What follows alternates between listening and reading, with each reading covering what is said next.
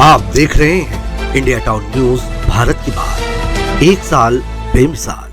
पिछले 5 वर्षों में महाराष्ट्र की राजनीति में अप्रत्याशित उथल पुथल हुई। राज्य की जनता ने एक के बाद एक कई सियासी झटके देखे, लेकिन क्या जनता इन झटकों को पचा पाई? यह आने वाले हफ्तों में साफ हो जाएगा। मंगलवार को चुनावों की घोषणा के साथ राज्य में 6 प्रमुख राजनीतिक दलों की परीक्षा 16 अक्टूबर से शुरू होगी। महाराष्ट्र में 288 सीटों पर विधानसभा चुनाव हो रहे हैं। 2019 से 2024 तक 5 साल का कार्यकाल महाराष्ट्र की राजनीति में अप्रत्याशित घटनाओं का दौर रहा है। नमस्कार, मैं हूं मयंक तिवारी और आप मेरे साथ देख रहे हैं ITN यानी इंडियाज़ टॉप न्यूज। सबसे पहले तो इस बार चुनावों में 2 नई पार्टियां नजर आएंगी। दरअसल ये दोनों नई पार्टियां पिछली बार चुनाव लड़ चुकी 2 पार्टियों से अलग होकर बनी हैं।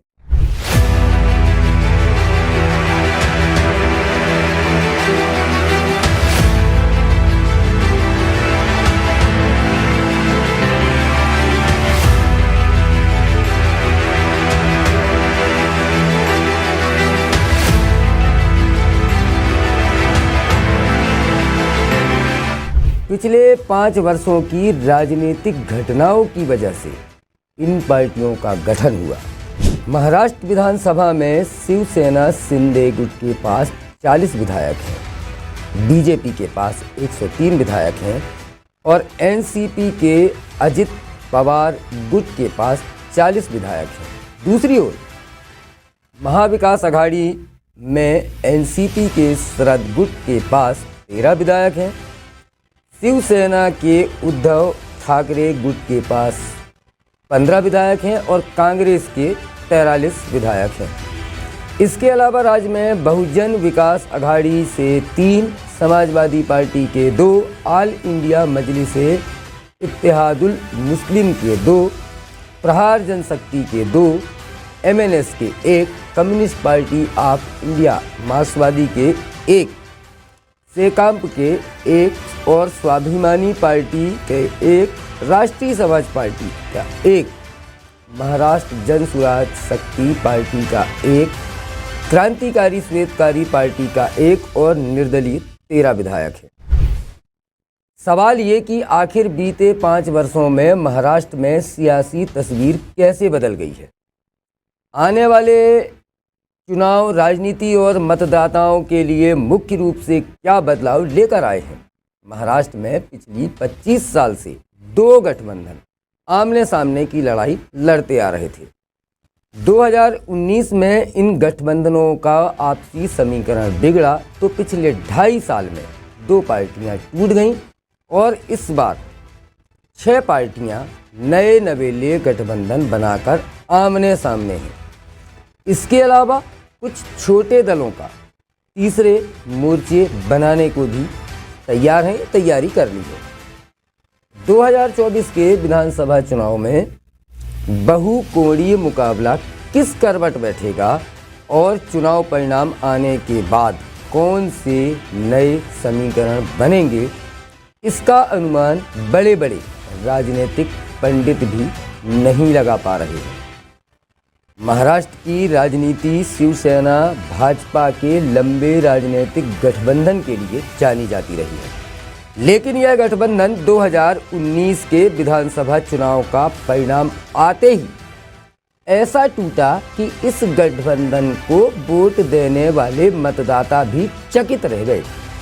हमेशा कांग्रेस विरोध एवं प्रखर हिंदुत्व की राजनीति करने वाले स्वर्गीय बाला साहब ठाकरे के पुत्र उद्धव ठाकरे सीधे कांग्रेस और राकपा यानी राष्ट्रवादी कांग्रेस पार्टी की गोद में जा बैठे।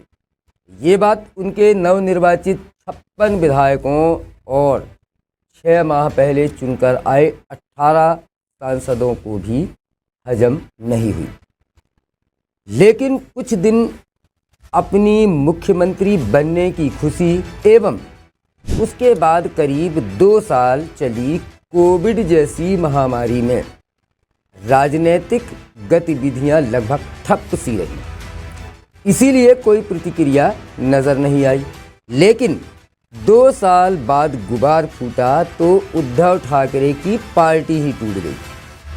टूटी भी तो ऐसी कि उनके 2/3 से ज़्यादा विधायकों ने बगावत का झंडा उठा लिया और उन्हें मुख्यमंत्री पद से त्यागपत्र देना पड़ा।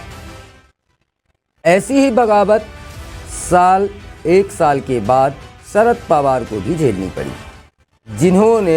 जिन्हें 2019 में बनी महाविकास अघाड़ी का शिल्पकार कहा जाता था। शरद पवार उसके शिल्पकार रहे हैं, लेकिन राजनीति के चतुर खिलाड़ी पवार को भी परिवार और पार्टी दोनों की टूट का सामना करना पड़ा। दोनों ही टूट गए। इनके भतीजे अजित पवार भी पार्टी के 2/3 से ज़्यादा विधायकों के साथ पहले से चल रही शिंदे फडणवीस सरकार में शामिल हो गए। महाविकास अघाड़ी का तीसरा एवं राष्ट्रीय दल कांग्रेस सीधी टूट से तो बचा रहा, लेकिन लोकसभा चुनाव आते आते उसके अशोक चौहान, मिलिंद देवड़ा और संजय निरुपम जैसे बड़े और दिग्गज नेता पार्टी छोड़कर भाजपा और शिवसेना शिंदे गुट के साथ आ गए।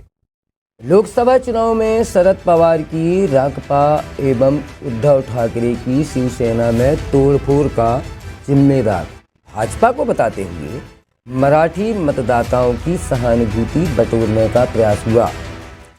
कुछ हद तक यह प्रयास कारगर भी रहा। वहीं मराठा आरक्षण को लेकर करीब 1.5 साल पहले शुरू हुआ मनोज जरांगे पाटिल के आंदोलन ने भी खास तौर पर मराठवाड़ा क्षेत्र में अपना असर दिखाया, जिसका नुकसान पूरी भाजपा नीति महायुति को हुआ। प्याज एवं कपास के किसानों की नाराजगी भी रंग लाई। इस सब का असर यह हुआ कि लोकसभा चुनाव भाजपा एवं दोनों सहयोगी दलों के साथ मुंह के बल गिरे। लेकिन लोकसभा चुनाव के परिणामों से सबक लेकर महायुति अब तक कई गलतियां सुधारने में कामयाब रही है। लोकसभा चुनाव में उदासीन रहे अपने ओबीसी वोट बैंक को साधने का पूरा प्रयास किया गया है। लड़की बहन, लड़का भाई और लड़का किसान जैसी योजनाएं शुरू की गई हैं, जिनका भरपूर असर ग्रामीण एवं शहरी मतदाताओं में दिख रहा है।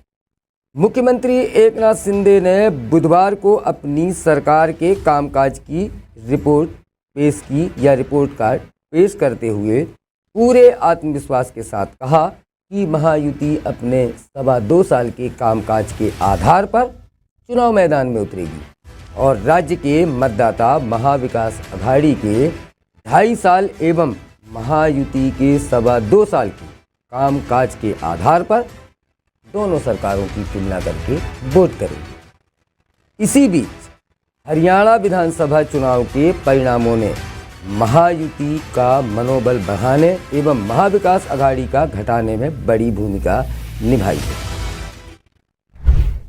हालांकि महाविकास अघाड़ी को लोकसभा चुनावों में अच्छी सफलता मिली थी, लेकिन विधानसभा में उसके लिए इस प्रदर्शन को बरकरार रखना चुनौतीपूर्ण होगा। इसके लिए उनके पास रणनीति बनाने की जरूरत है, खासकर जब महायुति शिवसेना शिंदे गुट, बीजेपी और एनसीपी अजीत पवार गुट सरकार इतनी बड़ी योजनाएं लेकर आ रही। राज्य में फिलहाल गठबंधन सरकार है, लेकिन राजनीतिक गठबंधनों और पार्टियों में टूट फूट के चलते राज्य में राजनीतिक आरोप प्रत्यारोप भी तेज हो गए हैं। साफ है कि इस विधानसभा चुनाव में अब सीधा मुकाबला महाविकास अघाड़ी और महायुति के बीच होगा, चाहे वह लड़की बहन योजना हो या युवाओं को भत्ता देने की योजना। कई माध्यमों से लोग के बैंक खातों में पैसा आएगा। इससे महाविकास अघाड़ी के सामने चुनौती भी बढ़ गई है। लेकिन अब देखना यह होगा कि लोग 5 साल के राजनीतिक भूचाल, विचारधारा, बेरोजगारी, भ्रष्टाचार, सूखा और राजनीति में नैतिकता के आधार पर वोट देंगे या फिर आरक्षण, जातीय समीकरण और नए गठबंधन को स्वीकार करेंगे। इंडिया टाउन न्यूज की इस खास पेशकश में फिलहाल इतना ही। मुझे दीजिए इजाज़त, लेकिन हमारे इंडिया टाउन न्यूज के यूट्यूब चैनल को तुरंत सब्सक्राइब करें। नमस्कार। आप देख रहे हैं इंडिया टाउन न्यूज, भारत की बात, एक साल बेमिसाल।